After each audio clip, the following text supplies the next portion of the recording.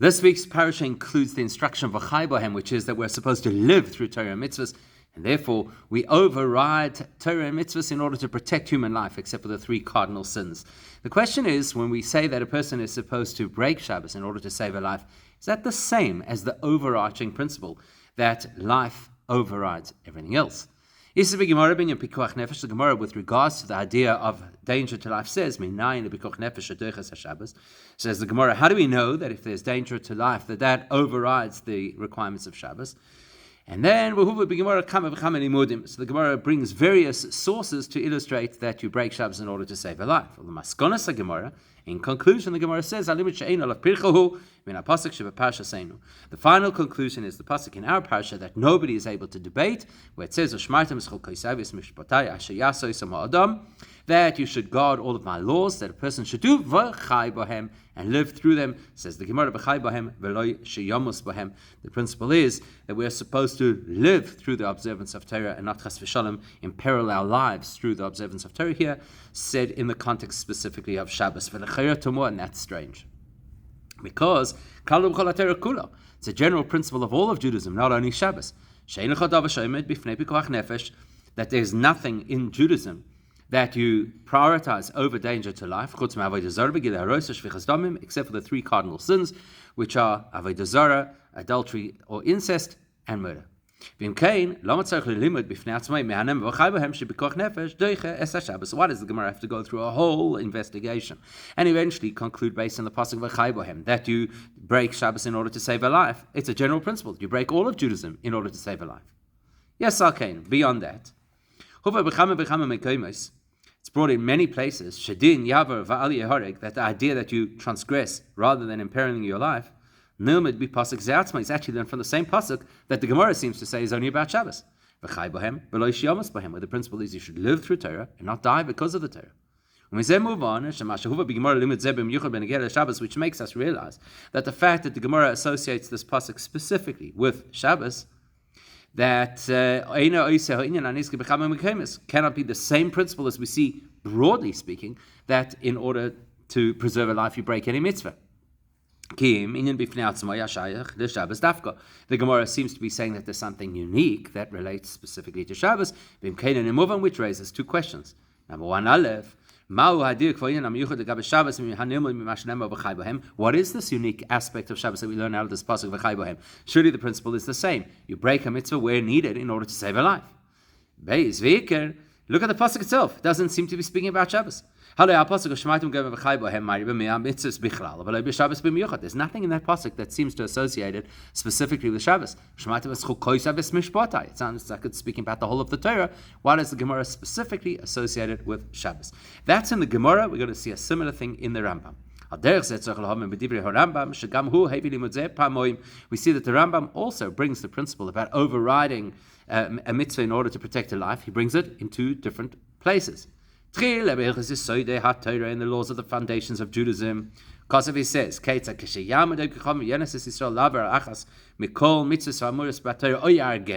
there's ever a threat from a non-Jewish person against a Jew to transgress a mitzvah or to be killed, the person should transgress and not have to sacrifice their life, because the Rambam says that the Torah tells us about mitzvahs generically that you should live through them and not chas v'shalom the opposite. Right? That the pasuk is that you should live through mitzvahs and not die. In fact, the Rambam says more than that if a person wants to be super frum and decides that they're going to die rather than transgress, they actually are liable for their own lives. So that's the first place he tells us in Hilchos Yesodei HaTorah. Then, Shabbos, after it's in the laws of Shabbos, the Rambam seems to repeat himself by telling us that you shouldn't hesitate to break Shabbos in order to save a person whose life is in danger. Because of the pasuk, same pasuk, where the Torah tells us that we should observe the mitzvahs in a way that we live, and not that it causes a person to die. So, we have the same kind of question on the Rambam as we had about the Gemara. Why do you have to teach me the same thing twice? And why are we highlighting Shabbos as if for some reason it's in its own category? Okay, so here we'll attempt an explanation. Bilchas Shabbos Hoisif Rambam. The Rambam adds information in the laws of Shabbos that we don't see him tell us in Hilchos Yesod HaTorah, and that is like a general attitude of Judaism. We've learned from here that the laws of the Torah are not some kind of vengeful laws. Rather, they were laws of compassion, kindness, and peace in the world. And so that's the Rambam in the context of breaking Shabbos to save a life. But he didn't tell us the same principle that Torah is all about compassion and peace and love at the time where he told us originally that you break mitzvahs in order to save a life. Skipped a point. That seems that the Rambam is telling us this whole overarching attitude that the Torah is about compassion seems to have a specific link to Shabbos. And the Rambam then continues along a similar theme when he's speaking about Shabbos by telling us, any of those heretics who say that breaking Shabbos is a desecration of Shabbos and forbidden in the case of somebody whose life is in danger, the Torah refers to these people and says, these are the people who have taken the way that I've given them the Torah as mitzvahs that are not good for them and laws through which they will not live. So what's Rashi Rambam telling us specifically in the context of Shabbos? That concept that generally speaking in Judaism there is nothing more important than human life and therefore you should transgress rather than die. That is a unique law.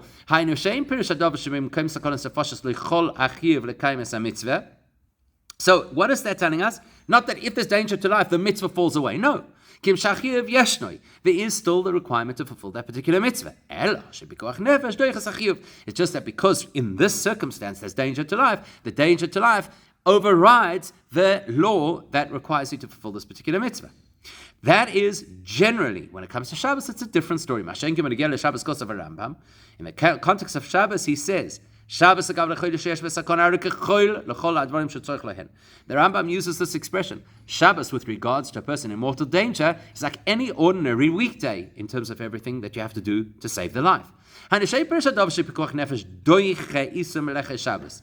other words, it's not saying that there is a prohibition against work on Shabbos, but now there's a bigger issue, danger to life, and that bigger issue overrides the requirements of Shabbos. Something much more profound happens here.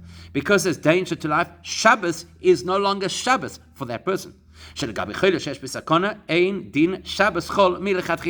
person's life is in danger, Shabbos does not exist for that person. With regards to those things that this person needs in order to save their life. The Maggid Mishnah points this out. When it says about Shabbos, that when you're breaking Shabbos, if you can do things in an unusual or different way, do so. In the actions that you're doing on behalf of a sick person, says the Maggid Mishnah, that's not talking about a person whose life is in danger. If you have an ordinary sick person, you have to do something for them. Okay, so try and change it in a way that's not an outright Chilul Shabbos. But when you have somebody whose life is in danger, you don't change anything because it is like a weekday in this regard. Therefore, you do whatever you can in order to break Shabbos for this person, even if if you would do it in a different way, it wouldn't put the person in more danger. It doesn't matter. It's not Shabbos for this person in this context. That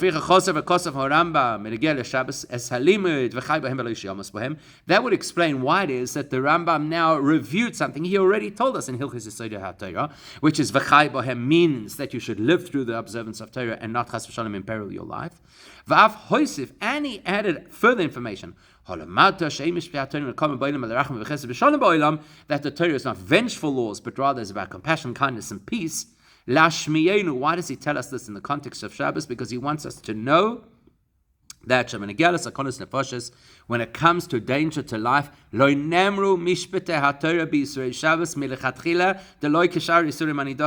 Torah never applied any of the laws of Shabbos to a person whose life is in danger, which is unlike any other mitzvah where the law applies, but we can override it in context of danger.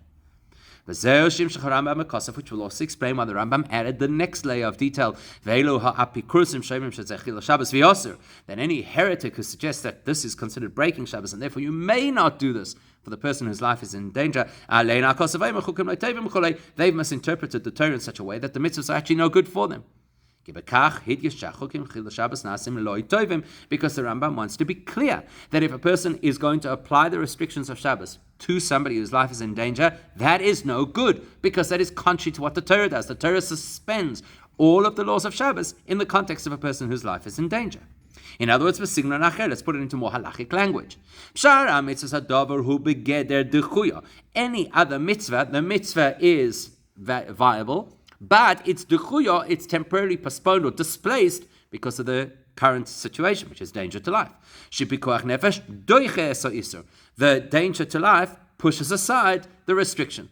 So a person's not allowed to eat treif, but because their life is in danger, we push aside that consideration and allow them to eat treif. The food is still treif. Shabbos, hutra, again, legal language. When it comes to Shabbos, it's not that the transgression is put aside, it is permitted. What is normally considered a transgression for this person whose life is in danger on Shabbos is no longer considered a transgression. The original restriction in the Torah against this behavior was never applied to a person whose life is in danger, and therefore for that person it may as well be Wednesday morning.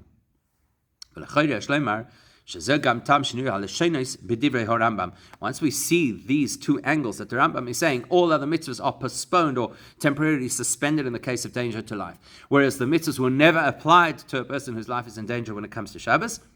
That explains the nuance in the language that the Rambam uses. In the laws of the foundations of Torah, where he tells us the general principle that you don't do a mitzvah if it endangers life. He says, the pasuk, we learn this from the pasuk that says you should do these mitzvahs and live through them, and then the Rambam repeats, that means that you should live as a result of performing mitzvahs and not die from doing a mitzvah. Whereas when it comes to Shabbos, he writes it differently. He says, he just goes straight, segues from the pasuk into B'lo Yomos. The Torah gives us these mitzvahs to live and not to die. It doesn't say B'chai b'hem means Chai B'lo Yomos. He doesn't repeat the expression B'chai b'hem twice. Why not? Because when it's regarding any mitzvah, any other restriction, we say ignore the restriction because the person's life is in danger. I need to know that from the words of the pasuk. This pasuk, v'chai b'hem, is teaching me a unique law that would override any other mitzvah consideration if somebody's life is in danger. That a mitzvah is not more important than human life. To the contrary, danger to life overrides the mitzvah. But when it comes to Shabbos, the Shittas Rambam from the Rambam's perspective, V'chai b'hem is not teaching me a new law. There's the laws of Shabbos, and then a new law that danger to life overrides Shabbos. But rather, v'chai b'hem naturally means you don't die through keeping Shabbos. In other words, because when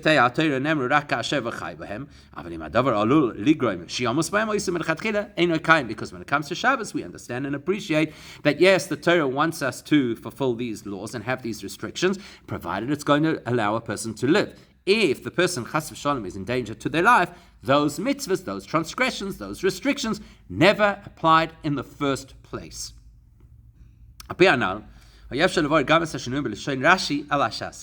we understand the Rambam's perspective that Shabbos is different to the other mitzvahs, that the restrictions of Shabbos never applied to a Chodesh Yesh B'Sakona in the first place, let's look at what Rashi says on the Gemara. In the Gemara, where it quoted the pasuk v'chai b'hem and told us from that danger to life overrides all mitzvahs. Rashi explains as follows: The reason is because the Eibush defines Jewish lives more beloved than the mitzvahs. Therefore, the Eibush says, if I have to weigh up the Jew versus the mitzvah, cancel the mitzvah and let the Jew live. Whereas when Rashi comments on the Gemara learning how v'chaya b'hem refers to Shabbos, that that if there's even a possible threat to life, it overrides Shabbos. There Rashi's expression is the person has to fulfill mitzvahs in such a way that he will definitely live as a result. And not that because of the fulfillment of a mitzvah should a person even potentially put their life in danger. Alma, from which we learn, says Rashi, that you desecrate Shabbos even if there's a possibility of danger to life. In other words, what's he telling us?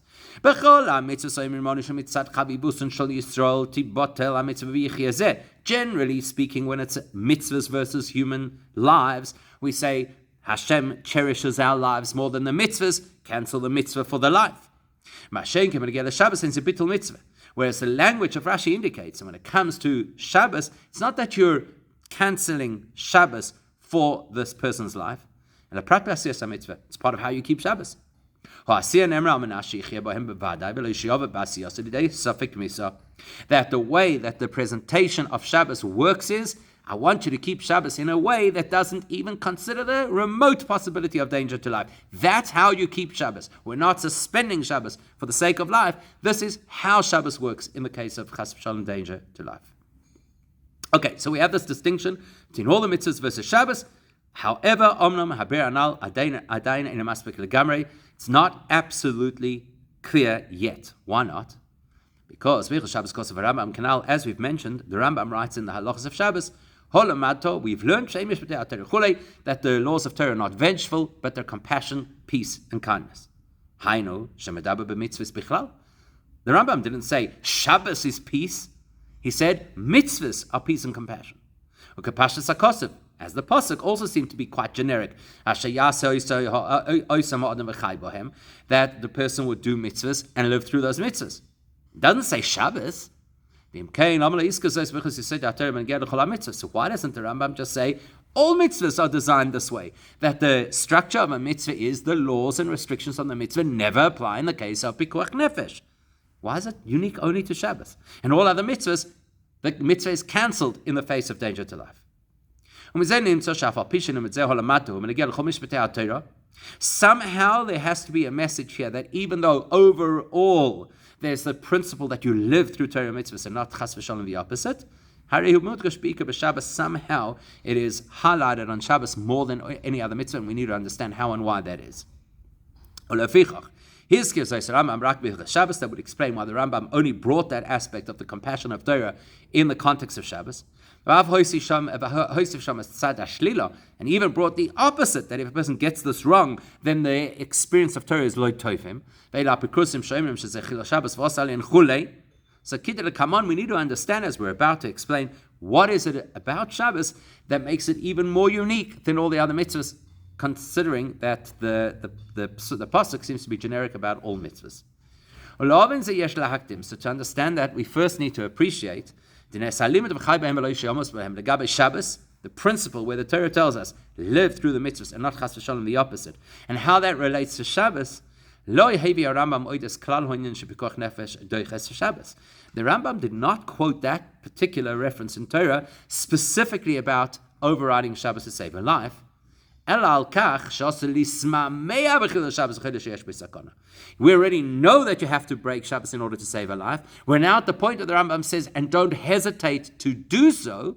That's where he brings the pasuk. But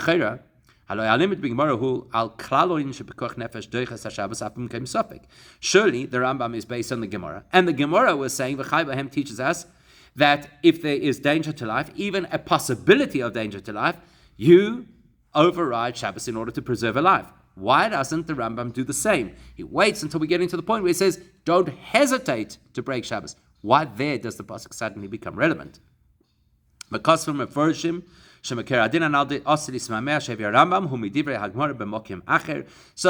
commentaries on the Rambam point out that this specific element, that you don't hesitate to break Shabbos, is something that the Rambam derives from a different Gemara where it says, Hazoris, a person who is quick to break Shabbos to save a life is praiseworthy. And the person who does investigation of whether halachically they're allowed to break Shabbos or not, in the case of potential pikuach nefesh, that person is akin to a murderer.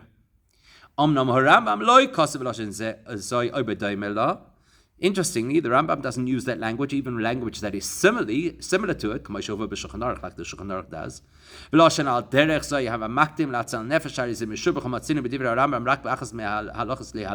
The closest we get to this is a little bit later on, where the Rambam says, and the person who does who moves things quickly in order to save a life, meshubach. So the Gemara is saying the person who hurries, good for them. The Rambam reverses it. He speaks from a negative perspective. You may not hesitate. Which immediately makes us wonder, why does the Rambam say something so differently to how the Gemara does, although the message seems to be quite similar. The reason is the reason the Rambam said this in the negative, you may not hesitate, because he wants to clarify this halacha of how pikuach nefesh overrides Shabbos.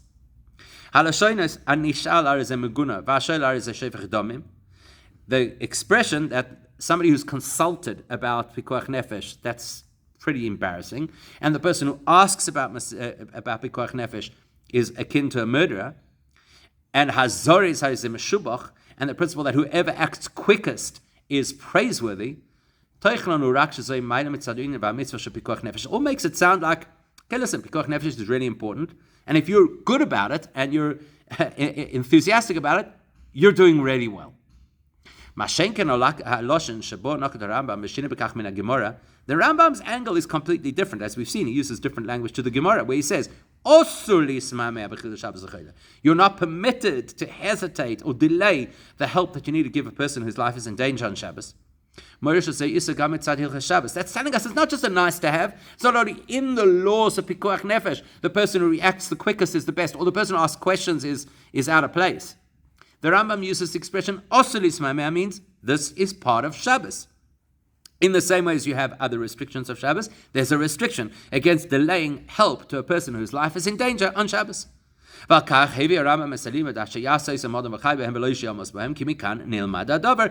prove that, the Rambam brought this pasuk where he tells us that it means in other words, as we mentioned in the Gemara, when it brought various sources to try and illustrate that a danger to life overrides mitzvahs, it eventually settled without argument on the pasuk v'chai b'hem.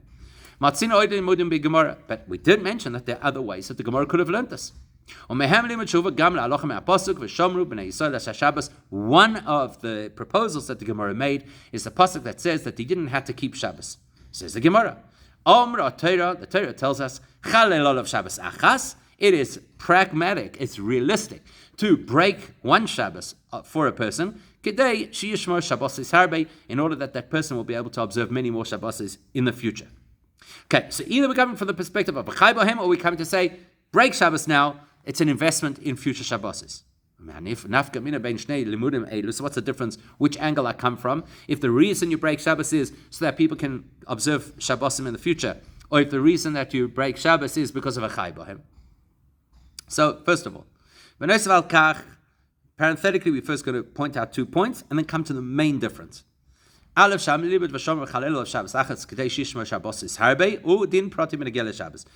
saying that principle that says break Shabbos once in order that the person can keep many Shabbos, obviously that only really applies to Shabbos. Whereas v'chai bohem, as we've already pointed out, implies all mitzvahs should be done in such a way that preserves life. Okay, so that's the first obvious distinction. Second of all, Beis. Also, if I use the pasuk v'shamru, I'm saying that it's actually pragmatic. Why do you break Shabbos? For the benefit of Shabbos. So, if you break this Shabbos, he can keep many Shabbos. Rashi, as Rashi says, that really the way to do this is that in order to preserve the possibility of keeping more Shabbos, let's break this one. Whereas the pasuk that says that you should live through the observance of mitzvahs, we don't say live now so you could do more mitzvahs. But that emphasizes that it's about saving a life. So those are two obvious distinctions between whether we're learning from the pasuk of Shamru or from the pasuk of Chai Bohem. But what we're going to focus on is this difference. That depending on which pasuk I learn it from will determine what the nature of breaking Shabbos means. From the Shamru, it's one perspective. From the Chai Bohem, it's a completely different perspective. So, if I go with the limud from the pasuk v'shomer b'nei Yisrael Shabbos, and therefore I learn break one Shabbos now for this person, so this person can keep many Shabbos. As the Erachaim points out, actually, this is not even considered desecrating Shabbos. This is preserving Shabbos in the long term. Which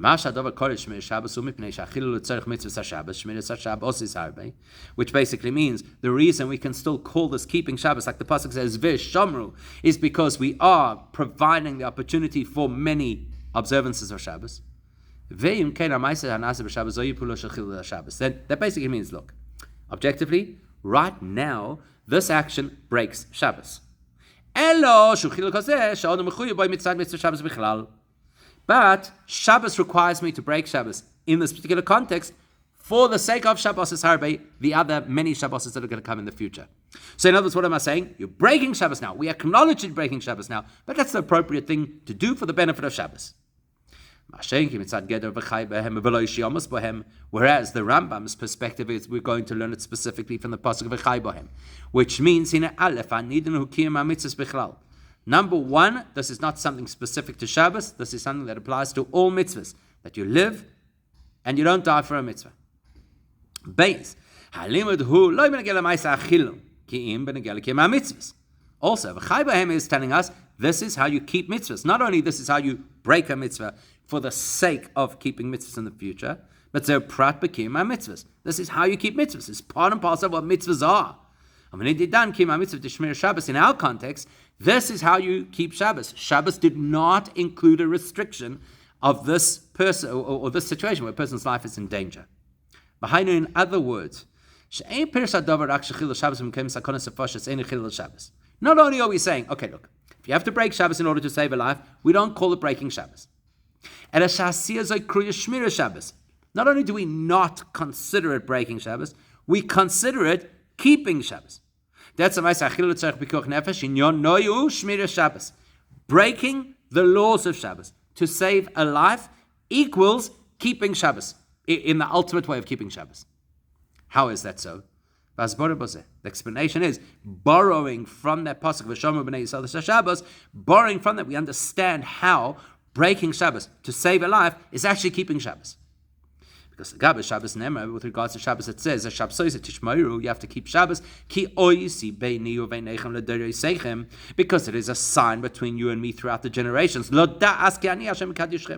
order that you should know, and all should know, that I am Hashem who sanctifies you. Rashi explains that means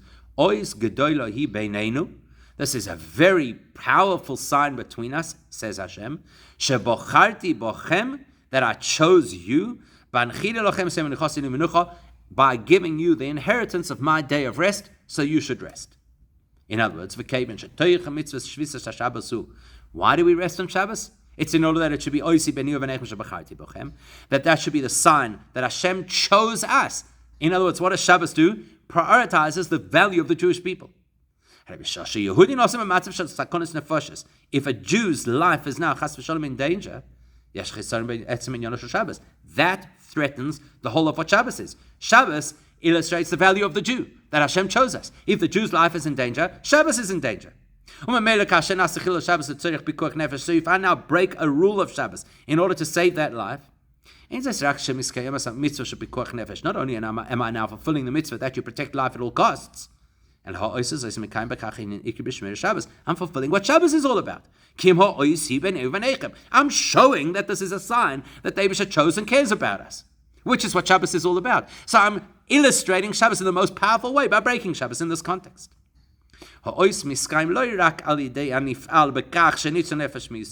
Not only is Shabbos, so to speak, endorsed by the fact that so-and-so has been saved, and therefore that shows that the sign of Shabbos, that Hashem chose the Jewish people, is alive and well. The action of breaking Shabbos to save his life, that ratifies the sign of relationship between Hashem and us. When a person breaks Shabbos to save the individual whose life is in danger, his action of desecrating Shabbos to save that person, that ratifies and strengthens the sign between Hashem and us. That illustrates that Hashem has chosen the Jewish people. Shabbos is showing us that you break Shabbos for the sake of what Shabbos is all about, because Shabbos is a sign of love and connection and choice of Hashem and the Jewish people. Therefore, by doing this action, which is against the rules of Shabbos, to save that person's life, the action endorses what Shabbos is all about. Where do I learn all of that? From the pasuk, that the Torah tells us that you should live through the mitzvahs and not chas v'shalom die through the mitzvahs. The koi b'mitzvahs bichlal, which, as we've pointed out, refers generally to mitzvahs, because the truth is the same principle applies to all mitzvahs. Not just like the Sefer HaChinuch tells us, where the Sefer HaMitzvah says the purpose of a mitzvah is the person doing the mitzvah. And of course, when you service the reason behind something, you've kind of serviced the whole thing. In other words, if you care about the person, you obviously care about the mitzvah. If you care about the mitzvah, maybe you don't care about the person. But the mitzvah is there for the sake of the person, so therefore if you care about the person, you're caring about the mitzvah. That would explain why all mitzvahs are overridden for the sake of saving a life, and why the more enthusiastic a person is to break Shabbos to save a life, the more praiseworthy the person is. But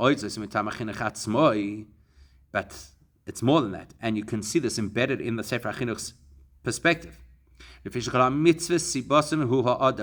are there mitzvahs? Because there are people. And the truth is, what are mitzvahs all about? The same as Shabbos. Every single mitzvah is a sign that Rabbi chose us and therefore values us. The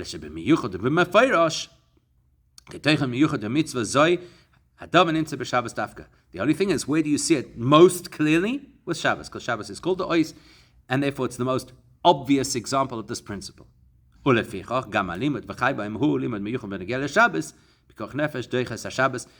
why, where are we going to find the most, so to speak, obvious indicator of this principle? With regards to Shabbos. Therefore, v'chai b'hem is most illustrated with regards to Shabbos. It also explains why, when the Rambam speaks specifically about Shabbos, he says, that you may not hesitate about finding help for a person whose life is in danger. As the pasuk tells us, the Torah tells us, you should do the mitzvahs in order to live by them, and says the Rambam, that means you shouldn't chas v'shalom die through the mitzvahs. And then the Rambam extrapolated that out to all mitzvahs by telling us, from here we learn that mitzvahs are not vengeful, but rather they are peace, compassion, and good and kindness in the world.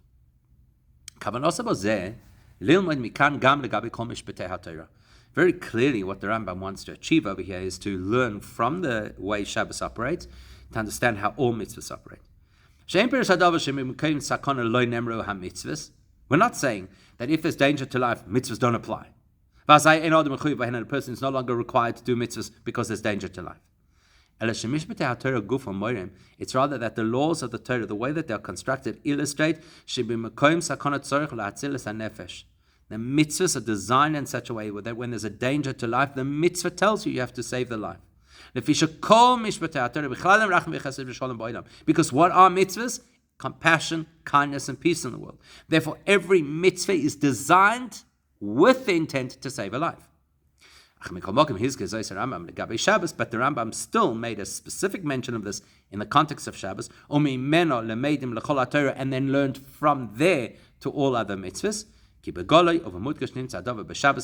Because as we've mentioned, Shabbos is oisi b'nei u'b'nechem. It is the most obvious expression of this particular relationship, and therefore Shabbos is the place from which we learn it.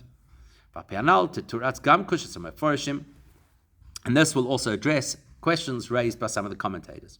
The pasuk v'chai bohem seems to be talking about the individual, the practitioner. You have to live through your performance of mitzvahs. So then we can understand from that mitzvah that if somebody is individually threatened, either break a mitzvah or chas v'shalom lose their life, Torah says v'chai bohem, that individual has to protect themselves. And if so-and-so is sick and their life is in danger, they are permitted to break Shabbos in order to save their lives. We get it. Move on. But how do we know that the Torah allows somebody else who's not in danger to break Shabbos in order to save the person who is in danger? Who gave them the right to break their Shabbos for somebody else's danger? But with the context of what we've learned, it makes perfect sense. It's not just that the Torah doesn't want me to put myself in danger, but the concept of saving a Jewish life, whoever it is who's taking the action to save the life, that person is establishing the sign of choice between Hashem and the Jewish people, which is what Shabbos is all about, and therefore every single person has the right and the obligation and should not hesitate to save another life.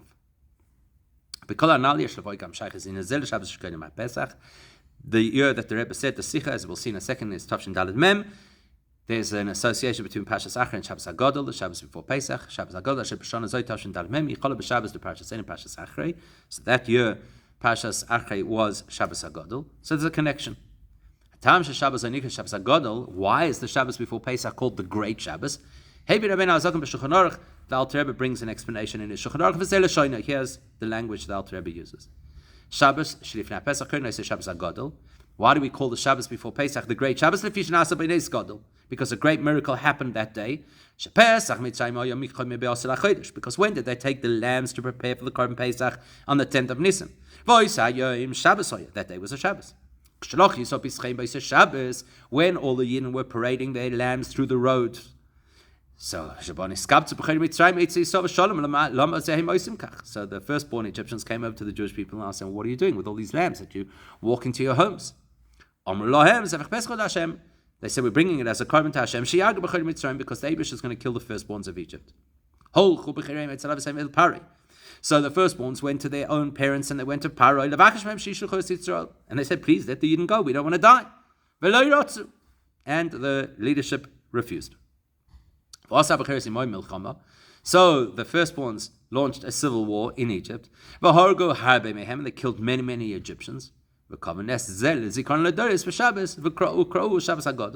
Alter Rebbe says, we commemorate that every single year on the Shabbos before Pesach, the great miracle of the civil war within Egypt, the leadership of Egypt and the firstborns of Egypt, which represent the creme de la creme of Egypt, killing each other. That's a great miracle, and we call that Shabbos HaGadol. Kloimer, in other words, what's it telling us? The actions that the Jewish people did that day, which was Shabbos, some of those actions which are not necessarily aligned with the laws of Shabbos, which led to the conversation of the Jews telling the Egyptians the firstborns are going to be killed. Not only did those actions on that Shabbos protect the Jewish people from harm, even at Makas B'Cheres, or there and then, they actually influenced the firstborns to go to Paro and the leaders and say, let the Jews go. And when they were not listened to, that led them to kill their own parents, the leadership of Mitzrayim. That's why we call it Shabbos HaGadol. Not only because it was a great miracle, but because because this raised the stature of Shabbos. Because this is a Shabbos where Jewish people were saved in a miraculous fashion. That makes what Shabbos is all about greater. The whole purpose of Shabbos is a sign of the love and relationship between Hashem and the Jewish people. And here, where you see a miracle happening on behalf of the Jewish people, the Egyptians killing themselves, that shows you it's Godel. It's a greater version of what Shabbos is all about. The sign of the fact that the Eibishter chose us and therefore will protect us at all costs.